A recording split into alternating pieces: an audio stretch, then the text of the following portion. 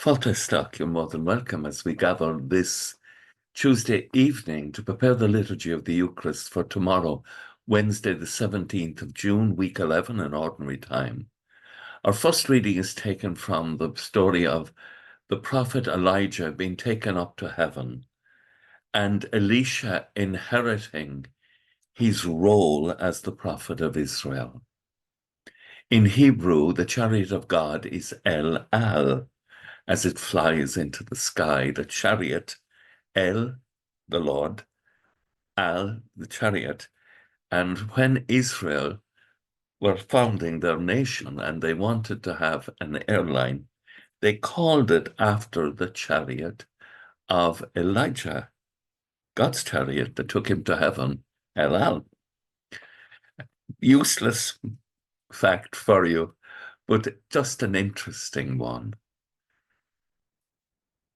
Elisha is given the role of being the prophet in Israel because God wants to continue speaking and directing his people.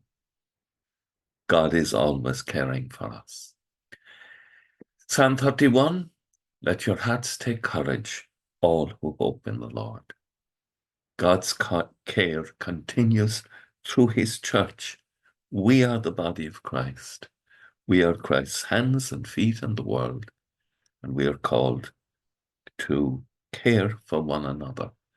Our gospel, again taken from the Sermon on the Mount, it speaks about fasting and praying and giving alms. But the central core of the gospel is do everything for your Father in heaven who loves you. Everything is to be directed to the eternal Father. We are his children.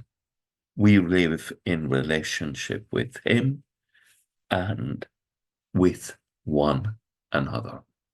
So let us live as a community in the sight of the Father, and let us do what is pleasing to him.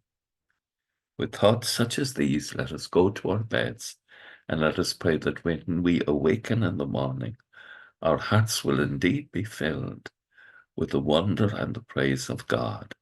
Agus gamana dia elakot shiv, ahor mak agus spirit nave. Amen. Slán go fóg. Bye for now.